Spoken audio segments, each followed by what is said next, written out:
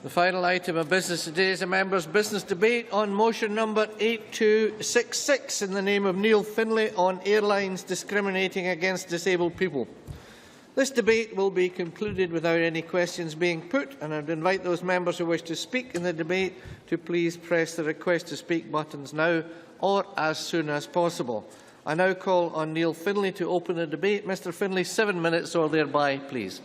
Thanks very much, Presiding Officer. My brother is an MS sufferer. He cannot walk due to his condition and permanently uses a wheelchair. And like many disabled travellers, he's sadly used to experiencing a wide range of problems when travelling at home and abroad, particularly when going on holiday. It could be booking problems, poor information provided, hotel problems, room problems, bus and taxi issues. The list just appears to go on, and these will be familiar to many disabled travellers. But on his most recent holiday, the experience he and his partner had was so bad that I felt it had to be exposed, as without doubt many others would have experienced similar. And indeed, since lodging this motion and this case being featured in the Sunday Mail, many others have come forward and shared similar experiences. Last year, John booked a holiday via Scottish company Barhead Travel and requested the usual adapted room with a roll-in shower, etc., all the things that he would need on holiday. On booking, he asked the advisor if there was an aisle wheelchair on board the aircraft to get to and from the toilet whilst on the flight, and of course this was confirmed. However, on reaching the airport, he was boarding the Jet2 flight, and despite assurances that he had had previously, no mobile aisle wheelchair was available. The stewardess that he spoke to advised that they didn't have such a thing. Indeed, she didn't even know what one was. He then had to board the plane last in front of everyone, which he found very embarrassing. As someone with very limited mobility, he had to drag himself to his seat, which took not just a great deal of time, but also a great deal of energy. He was then seated in the 9th row from the toilet and told not only that there was no aisle chair to get him to and from the toilet, but they could not even allow him to move seat, as he would be blocking the evacuation route for able-bodied passengers should there be an emergency. The cabin steward was very defensive, indeed aggressive and unhelpful, and my brother had to endure the humiliation of discussing his toilet requirements and health problems in front of all other passengers. He was told they couldn't assist him in moving if needed, as this was against their health and safety policy. And at one point, it became like a carry-on film, because they suggested that his partner carry him should he need moved, ignoring the fact that she's small, he's over 6 foot and weighs 13 stone, an utterly ridiculous suggestion. Customer service seems only to apply to able-bodied passengers as far as Jet2 is concerned. They seem happy enough to take the money from disabled passengers, but treat them with complete contempt at the same time. Now, I don't know about you, Presiding Officer, and I won't ask you to respond to this, but I don't think many of us could last a 4-hour flight without needing to go to the little boys' or little girls' room. And this, of course, was repeated on the return journey. So, how did he feel? Well, certainly embarrassed, very angry, disappointed and humiliated, and treated very much like a second, or third or fourth-class citizen. He felt that nobody was interested and they didn't care about his most basic needs. And for other passengers, things are as bad or even worse. The Trailblazers group of muscular dystrophy campaigners have highlighted a number of related problems for wheelchair travellers on flights. People unable to take flights because most of the budget airlines will not carry wheelchairs, not onboard wheelchairs, but wheelchairs above a certain weight. Wheelchairs being damaged beyond repair, and having low expectations of airlines to take care of their equipment, and medical and mobility equipment. And I want to thank Trailblazers, the Muscular Dystrophy Campaign, and Roberto Castiglione of the Reduced Mobility Rights Campaign for their efforts in improving the rights for disabled travellers. So, Presiding Officer, things need to change. We need to ensure that airlines are providing a decent, dignified service for all passengers at all times. In June 2012, the European Commission issued guidelines to improve and facilitate the application of Regulation 1107/2006. However, these guidelines are not legally binding. Under Annex 2 of the regulation, cabin crew are required to provide appropriate assistance to disabled persons and persons with reduced mobility in moving from their seat to toilet facilities if required. Any particular procedures implemented for the assistance of disabled persons and persons with reduced mobility should neither compromise the performance or health and safety of cabin crew in undertaking their duties. And it says, on-board portable aisle wheelchairs should be used for this purpose where available. But this is only guidance. The Civil Aviation Authority suggests that providing assistance without the use of an on-board wheelchair should be avoided unless airlines are able to overcome inherent health and safety concerns. Now, some airlines are doing very well in this regard, and I would commend British Airways, Thomson's, Thomas Cook, Virgin Atlantic and Ryanair, and I know some people may be surprised by that. However, Jet2, Flybe, EasyJet, CityJet, Aer Lingus all don't provide on-board chairs, and Monarch only if a special request is made. And I say to these airlines, get into the 21st century, get your act together, because your competitors are providing these services and you need to too. Finally, can I say that since these events and the publicity surrounding them, Barhead Travel have updated their website, and I would encourage other travel agents to do so. Some of them are very poorly providing for disabled passengers. And new accessibility guidance has come from ABTA out to their members. But the reality is that space and cost appear to be the only factors preventing airlines from adopting on-board aisle chairs as a standard feature. However, with Ryanair, one of the lowest cost carriers, providing aisle chairs on board its entire fleet, then these arguments simply don't stack up. Barring the physical limitations on smaller aircraft, all airlines flying from and to Scotland, the United Kingdom and all European countries should be equipped with on-board wheelchairs. It's only fair to say that the airline industry now has no plausible argument to further delay adopting on-board aisle chairs as a standard feature on board each and every aircraft that has the ability to carry and use them. And in short, this year of all years, the Commonwealth Games and the Ryder Cup coming to Scotland, where disabled passengers will be coming from all over the world to visit Scotland. I think every aeroplane landing in Scotland with over 60 seats and capable of carrying such facilities should have these on board, and that will allow every passenger to travel with some level of dignity. Thank you. Many thanks. Now Colin Keir, to be followed by Jackie Bailey. 4 minutes or thereby, please. Thank you, Presiding Officer. Can I thank Neil-Findlay for bringing this debate to the Parliament. It's an important debate. I feel that over the past number of years we've seen difficulties with the transportation of disabled passengers with special needs, and certainly I hope the relevant companies who were dealing with Mr Findlay's relative are dealing with this in a proper manner. Mr Findlay brings forward the issue of obviously airplanes and indeed the whole experience of travelling through an airport, which is absolutely vital that we get this right. And as Mr Findlay may or may not know, I chair the cross-party group here on aviation, and I asked some of the carriers for their comments. And it was quite interesting, some of the things that came back, and actually reminded me from my days working in the bus industry.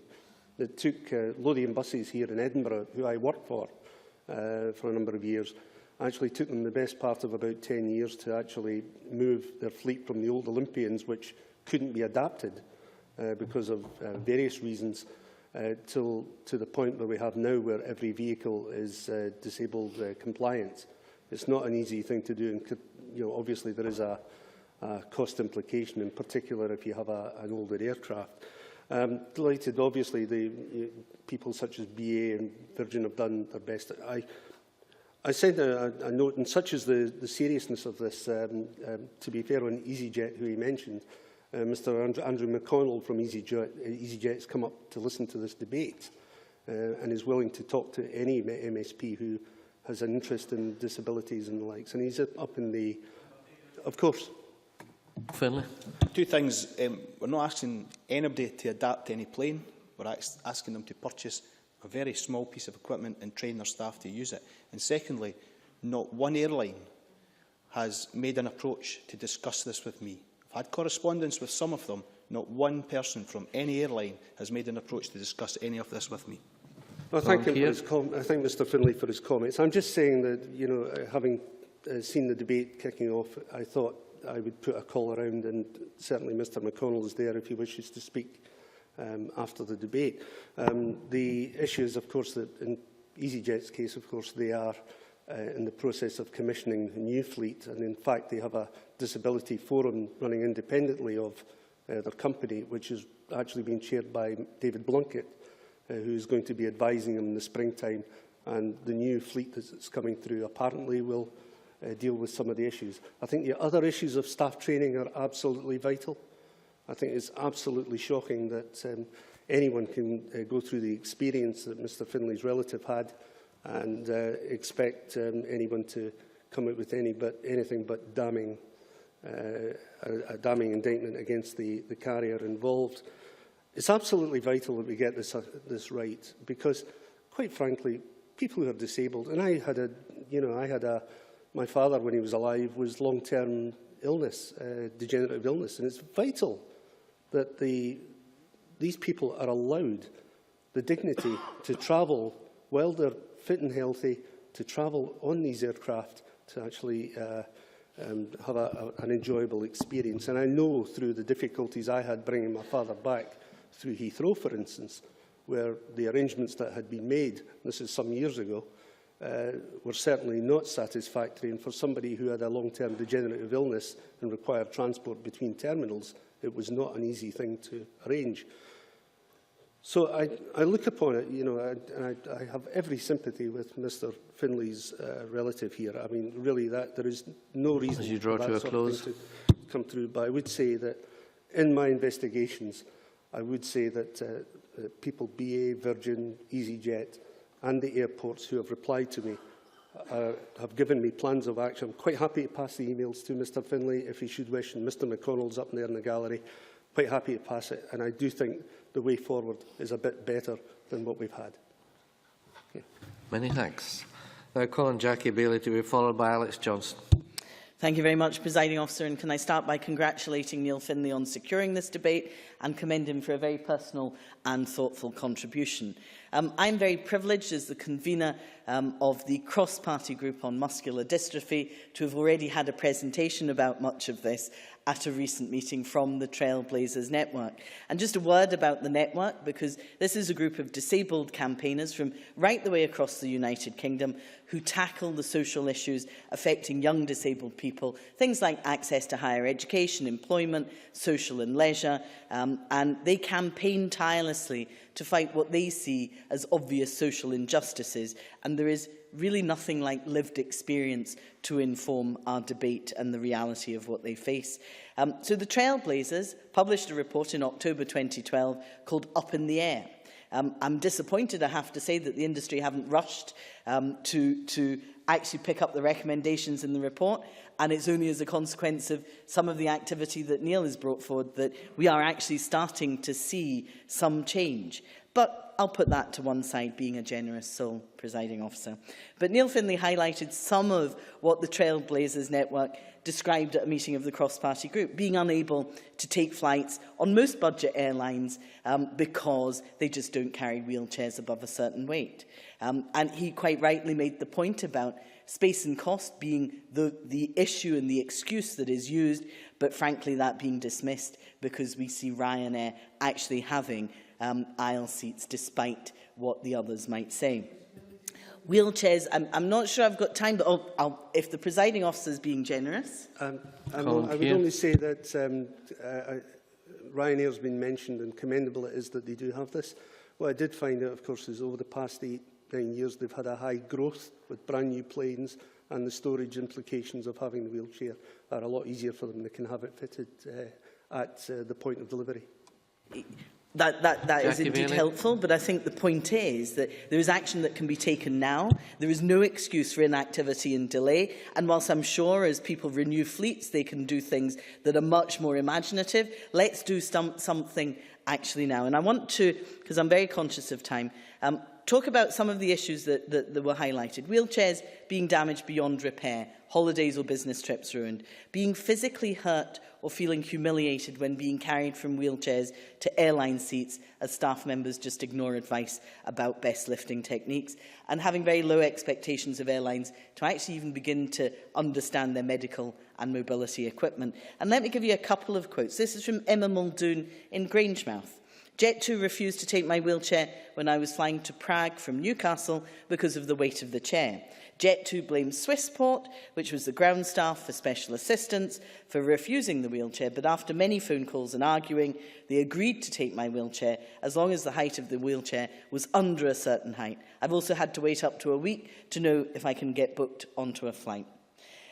Laura Michelle Stewart from Port Glasgow. Jet2 have broken my wheelchair and are only taking responsibility for £1,000 of the damage. My chair is worth £5,000 to £6,000. Again, it was Hayley Barclay from Prestwick that said, it would be a lot more comfortable as my own chair has been designed around my scoliosis. I also wouldn't have to be transferred, so this would eliminate more discomfort and humiliation. I also wouldn't have to worry about my wheelchair being damaged or broken in the luggage bay. And let me just turn very briefly to the future. And here's a couple of suggestions that came from the group. From Caris Williamson of Inverness. Stop charging money for things that you can't help. Things like equipment, wheelchairs, oxygen. Stop making me feel inhuman and like cargo. Take better care of wheelchairs and equipment. And Presiding Officer Hayley Barclay went on to start a campaign called Plane Fare to encourage the aviation industry to put in place the new technology that would allow wheelchair users to remain seated in their own chair. But let's at least have on-board aisle chairs. Ryanair, Monarch, Thompson's, Virgin, they all do it. There is nothing to stop the others from following suit. So let's get the industry to take action to make travel easier for disabled people. It doesn't take a lot of effort or money, but it is absolutely the right thing to do. Many thanks. Now calling Alex Johnson to be followed by Rob Gibson. Can I begin, Presiding Officer, by thanking Neil-Findlay for bringing this matter to the attention of Parliament. It is, for many of us, an easy thing to get in an aircraft and to fly to the other end and get off without thinking of it. However, the difficulties faced by those who are physically disabled are often brought home to able-bodied passengers when we have to observe the difficulties that disabled passengers have to put up with on flights. Sometimes to our embarrassment, sometimes we're able to help, but most of the time we realise how difficult it is to travel on even modern aircraft if you are disabled and in a wheelchair. For that reason, it is very encouraging to hear that there are many airlines that are extremely successful in dealing with this problem. The list of airlines that were mentioned, of course, include Ryanair. Dare I be the one who makes the joke that suggests Ryanair, of course, will stop at nothing to get an extra seat on an aircraft. However, in this case, it is an example of a low-cost airline that can achieve these objectives in the low-cost business model. It is, of course, a trend that has occurred in aviation in recent years that low-cost airlines have been the most successful. And, of course, we want low-cost airlines to be able to keep their costs down. But as Neil-Findlay has pointed out, what he's asking for is not expensive conversions or expensive changes to the aircraft. It is simply the provision of basic equipment which allows the job to be done on the aircraft itself, and appropriate staff training so that they can use that basic equipment for the purpose required on the aircraft. I have to say that I also agree with Jackie Bailey in something she raised, and that it also relates to training, that the ability to lift properly is something that is taught in our hospitals and through many other organisations in Scotland today, and surely it's not beyond the realms of possibility that airline cabin staff can be taught basic lifting techniques, if for no other reason than to protect themselves from the potential injury that may be achieved by doing it wrong. We are in a situation where we have a problem in front of us. We have guidelines in place, but these guidelines are not being observed. The suggestion has been made that these guidelines should be incorporated into legislation. I may ultimately find myself supporting that proposal. However, in the first instance, surely it would be easier to try and ensure that these guidelines are properly observed. The work that's already been done by ABTA to encourage travel agents to do the proper checks and proper inquiries into the availability of equipment and trained staff is a start. It's also vitally important that we ensure that travel agents themselves do all they can do to give accurate information. There is nothing more annoying than the situation that was described, I think, by Neil-Findlay in his opening remarks, where someone has checked in advance that the equipment is available and that the service is available, and then once on the plane you discover that it is in fact not the case. That inaccuracy of information is in fact one of the largest parts of the problem, because you can always book on an airline that's going to provide you that service, but if you book believing that service is provided and it is not, then that is the most difficult situation to find ourselves in. I'm glad that Neil-Findlay has been able to bring this issue to Parliament. He has identified a problem. He has identified a solution.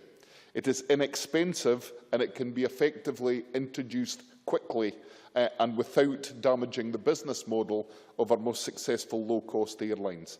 I therefore think this is a perfect opportunity for everyone in a position of authority in this matter to get their heads together and get something done at short notice to ensure that in future no passenger boarding an aircraft in Scotland, in the United Kingdom or across Europe has to suffer this kind of indignity. And perhaps, even with the difficulty of worldwide regulation, we might get this spread across the world in the end. Thank you very much. Thank you. Now call on Rob Gibson, after which move to closing speech from the Minister. Thank you, Presiding Officer. I welcome Neil-Findlay gaining this debate so that we can discuss what the Mail calls reduced mobility rights. And the interesting word rights in the end is perhaps the nub of this whole matter. I would like to highlight the situation of a constituent of mine a couple of months ago who suffers from MS but is attempting to fly between Wick and Edinburgh on Flybe. And that's only an hour's flight, but the alternative is 8 hours on trains to get to Edinburgh. And I therefore think that for someone on business, it's obvious that they need to use their time as best they can. But she found herself needing to call the Flybe call centre to book special assistance on that flight, to be told not to turn up for the flight, as legally now they knew that she needed assistance, but she couldn't travel as their quota of people needing assistance in full had been met. This situation certainly sent her blood pressure up to a great extent, but eventually she got a phone call phoning back to say, yes, indeed, she could travel. Now, it would be a matter of excellence if onboard wheelchairs were available, but for an hour flight, it's a little less urgent than being able to get customer relations correct so that people know exactly what their situation is with regard to the airlines. And this is an equivalent of a lifeline flight. It's the only small aircraft flights in Flybe that reach many of our North Mainland and Island airports. And there's a large number of people with MS, perhaps more so in the population in the north of Scotland, Presiding Officer, than almost anywhere else. So the need to have a clear set of guidelines carried out and so on is very important. And I would suggest that it's not a question of whether guidelines will work, because I think the Mail's right. You know, reduced mobility rights is something we should be writing into the way in which airlines behave, because they are given the chance to come and collect passengers that require to get to the centre for business and for hospitals and for other more leisure purposes. And I think it's necessary for us to make sure, Presiding Officer, that people like my constituent should not be treated as she was, and indeed that we all get together to back the Reduced Mobility Rights campaign and turn it into rules rather than privileges. Many thanks. We now move to closing speech from Minister Shona Robertson. Minister, 7 minutes or thereby, please. Thank you, Deputy Presiding Officer. And can I, like other members, thank Neil-Findlay for securing the time to discuss this very important issue, but also the very insightful speech highlighting the challenges faced by his brother, totally unacceptable experience that Mr Findlay had, but of course other members have highlighted other cases also. Can I say first of all that we recognise that the United Nations Convention on the Rights of People with Disabilities sets an internationally recognised benchmark for the human rights of disabled people, including accessibility and personal mobility issues, and that our work will be measured against this very important standard. Our Framework of Action for Independent Living in Scotland 2013 to 2015, published in October 2013, lists as a key output that we will actively promote the needs of disabled people and work towards equal access for disabled people to services, housing and transport. And we're committed to working with disabled people in the design of these services. The case highlighted today shows that despite the existence of EU regulations which require airlines to provide assistance in moving passengers to toilets and providing information on access limitations prior to travel, the legislation needs to be better understood by airlines and travel agents and better publicised to passengers. And whilst I understand that there is no legal requirement for an airline to carry on-board wheelchairs, it is essential that the needs of disabled passengers are fully catered for during a flight, and that includes assistance in moving passengers to the toilet if required. The provision of information by airlines and travel agents is clearly of significant importance. An audit in 2013 of selected travel agents' websites assessed that only 10% of those websites provided sufficient information to disabled passengers. That's a clear marker that there remains a lot of hard work to be done to ensure that disabled customers are provided with the necessary information before flying, and I understand that the CAA is considering these issues. That's an appropriate course of action, and whilst this is a reserved area of policy, the Scottish Government will continue to monitor the impacts on disabled passengers travelling to and from Scotland's airports and work with the relevant parties to ensure that we promote best practice. And I will pick up the point very specifically that Neil-Findlay made about passengers travelling to the Commonwealth Games and the Ryder Cup, and I'll pick that up with the organising committee and specifically the transport group overseeing these things. Yes, of course. Neil-Findlay. I'm grateful for what she's said so far.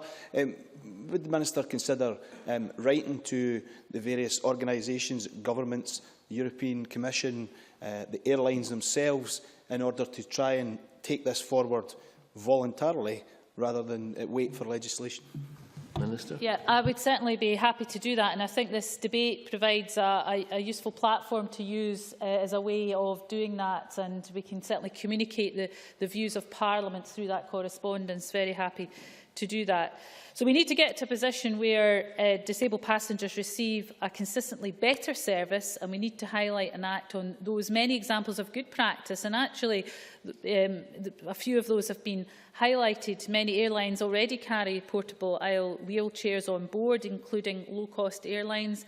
Other initiatives include free seat allocation for passengers with disabilities or reduced mobility, unlimited mobility and medical equipment and supplies carried free of charge, in addition to regular baggage, and crews trained in moving and handling techniques and disability awareness and communication skills. So there is good practice out there, but it needs to happen on all airlines. Can I mention one example of good practice? One transatlantic airline, Virgin, is recently located to Scotland, worked with the family of a severely disabled passenger, healthcare professionals and airport staff to ensure that her journey was safe and comfortable and the necessary equipment was in place.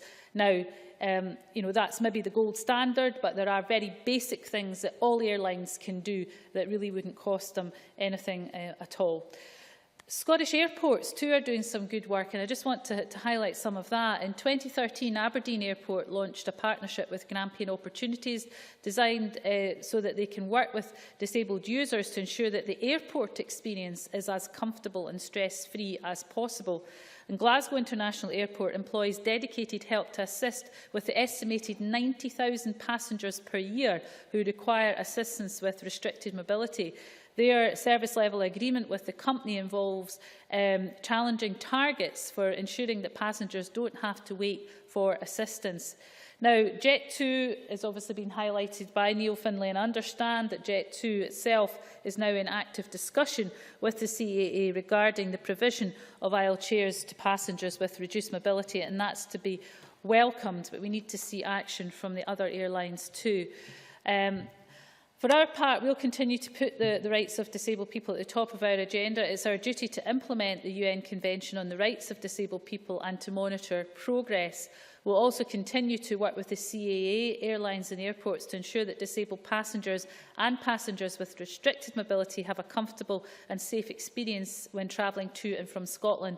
And as I said to Neil-Findlay during his intervention, I'm more than happy to take this debate and make sure that those organisations and agencies and businesses are well aware of the views of Parliament on this matter, and if we can make some progress on that, then this debate will have been very worthwhile indeed. Thank you. Many thanks, and indeed I thank you all, and I now close this meeting of Parliament.